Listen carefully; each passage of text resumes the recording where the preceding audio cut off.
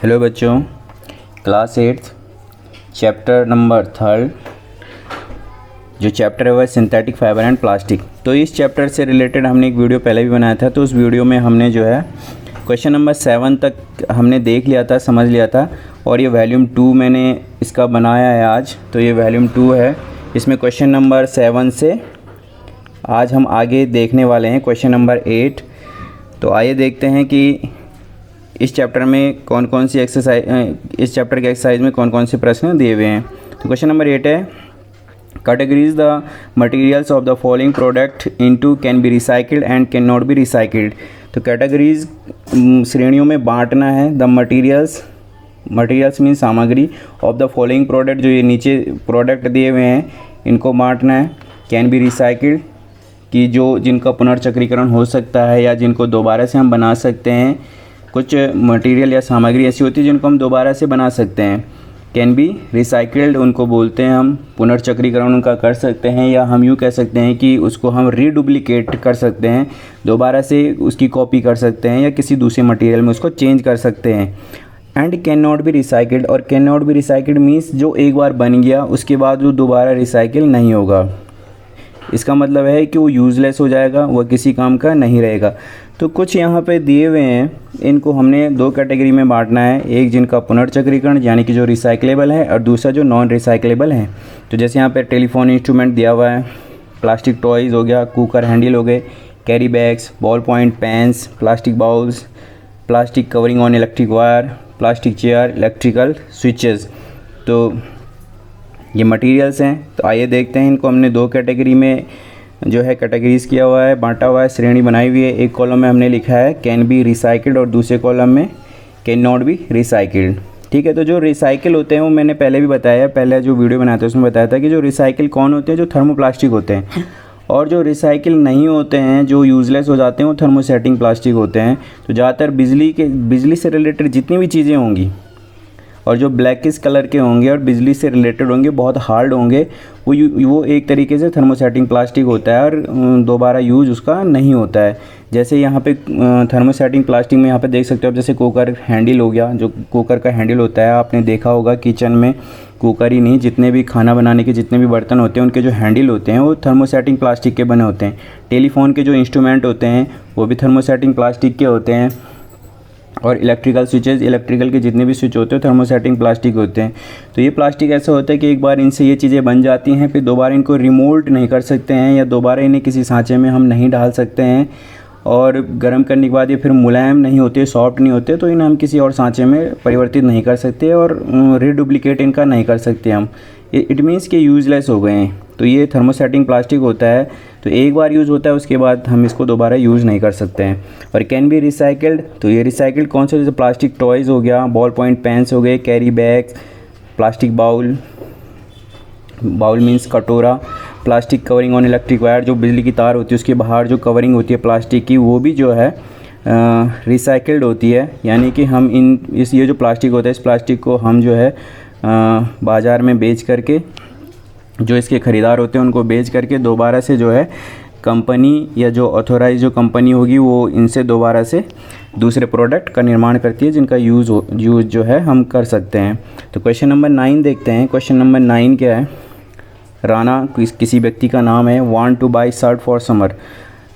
राना चाहता है कि वो जो है गर्मियों के लिए एक शर्ट खरीदना चाहता हो एक शर्ट गर्मियों के लिए। Should be by cotton shirt, क्या उसे जो है सूती जो शर्ट है यानी कि कमीज़ या टी शर्ट हम इसको बोल सकते हैं, वो ख़रीद सकता है। या क्या वो अगर should be bye cotton shirt, क्या उसे जो है कॉटन की शर्ट खरीदनी चाहिए और shirt made from synthetic material, या फिर जो कृत्रिम रेशों से बनी हुई है, जो कृत्रिम मटेरियल्स या सामग्री या पदार्थ से बनी हुई जो शर्ट होगी उसे वह खरीदनी चाहिए। तो हमें राणा को जो है एडवाइस, राणा को सलाह देनी है, गिविंग योर रीज़न, साथ में हमको अपना कारण भी बताना है कि क्यों उसे जो है कॉटन की शर्ट खरीदनी चाहिए और क्यों उसे कॉटन की शर्ट या दूसरे सिंथेटिक मटेरियल की शर्ट खरीदनी चाहिए, क्या खरीदना चाहिए उसे जो है गर्मियों के लिए। तो हम सभी जानते हैं जैसे, तो आंसर इसमें दिया हुआ है, I will advise Rana to wear cotton cloth. हमने जो है राणा को एडवाइस क्या दी, आई विल एडवाइज राणा, क्या एडवाइस देंगे, टू वेयर कॉटन क्लॉथ, कि वो जो है सूती कपड़े पहने। कॉटन क्लॉथ जो सूती कपड़े होते हैं, विच आर नेचुरल फैब्रिक, वो जो है प्राकृतिक कपड़े होते हैं। फैब्रिक मीन्स कपड़े।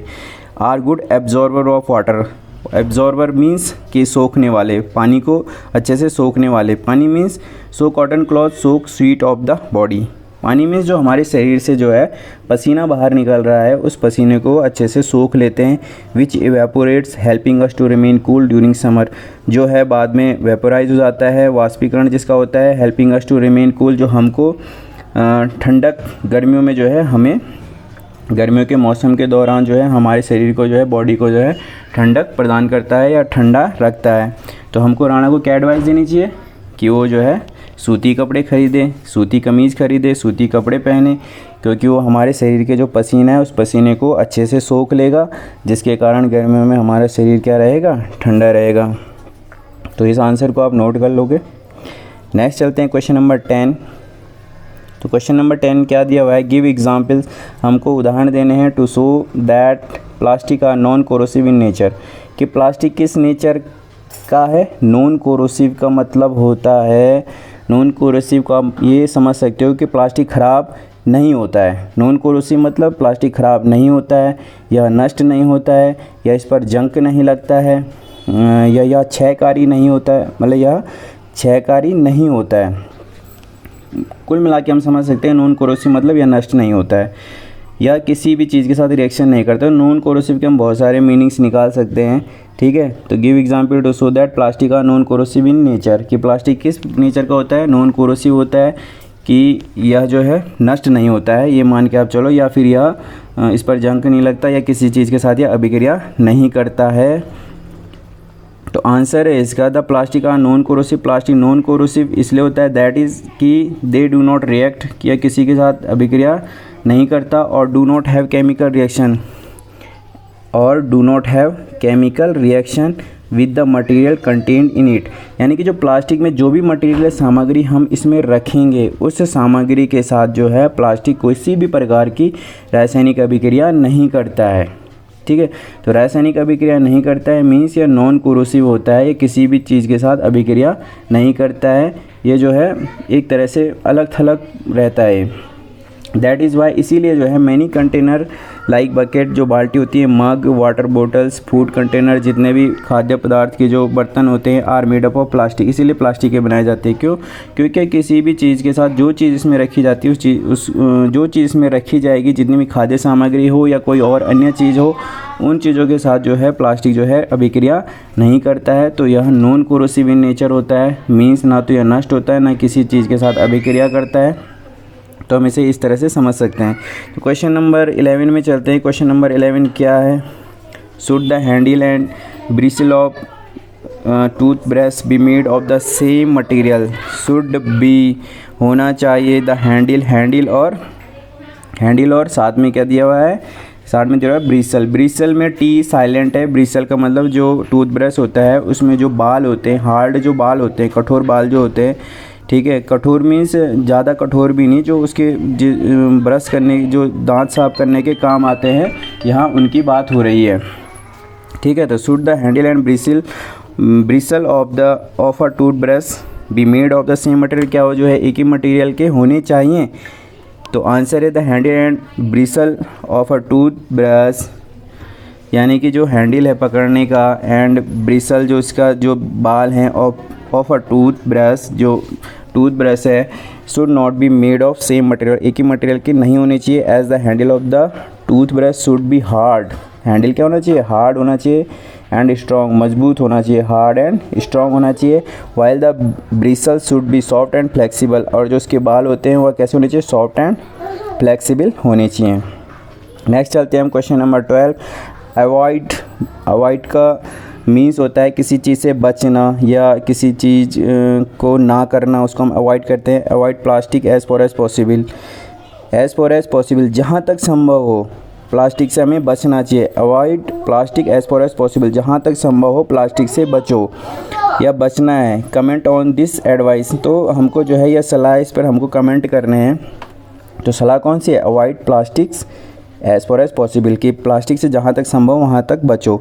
ठीक है, तो आंसर हम इसको आंसर आप अपने तरीके से भी लिख सकते हो। तो जो हमने यहाँ पे जो आंसर दिया हुआ है वो बहुत छोटा और शॉर्ट है, इसे आप अपने तरीके से भी जितनी आपकी नॉलेज है आप उस हिसाब से लिख सकते हो। तो जो आंसर है, plastic take several year to decompose, plastic जो है अपघटित होने के लिए बहुत समय लेता है, बहुत वर्ष लेता है। It is not environment friendly, यह जो है वातावरण या जो पर्यावरण के अनुकूल नहीं होता है। इट कॉज इन्वायरमेंटल पॉल्यूशन, यह जो है पर्यावरणीय प्रदूषण करता है, उसका कारण है, ये पर्यावरण प्रदूषण का कारण है। And also it does not burn completely, और साथ में यह जो है पूरी तरीके से नहीं जलता है। It release many poisonous fumes into atmosphere, यह जो है बहुत सारी जहरीली जो गैसें हैं उसको रिलीज़ करता है, उसको छोड़ता है कहाँ, इनटू एटमॉस्फेयर मीन्स वातावरण में। कॉजिंग एयर पॉल्यूशन, जो है वायु प्रदूषण का कारण बनते हैं। So we should avoid plastic as far as possible, इसीलिए जो है हमको प्लास्टिक को जहाँ तक संभव हो वहाँ तक अवॉइड करना चाहिए, उससे बचना चाहिए। ठीक है, जहाँ तक संभव हो वहाँ तक हमको इससे बचना चाहिए। इट मीन्स कि हमको टोटली क्या है कि हमको पर्यावरण में अपनी भूमिका जो है सुनिश्चित करनी है कि हमारी ओर से पर्यावरण को किसी भी प्रकार का नुकसान ना हो। और प्लास्टिक जो है पर्यावरण का एक तरीके से शत्रु है। वो पर्यावरण को जितना नुकसान प्लास्टिक पहुंचाता है शायद ही उतना नुकसान पर्यावरण को कोई दूसरी चीज़ पहुंचाए, क्योंकि वो ज़मीन में भी जाएगा तो भी पॉल्यूशन करेगा, उसको जलाएंगे तो और ज़्यादा पॉल्यूशन करेगा। तो हर कंडीशन में जो है प्लास्टिक जो है क्या करता है, पॉल्यूशन ही करता है। तो ये जो है क्वेश्चन नंबर 12 थे।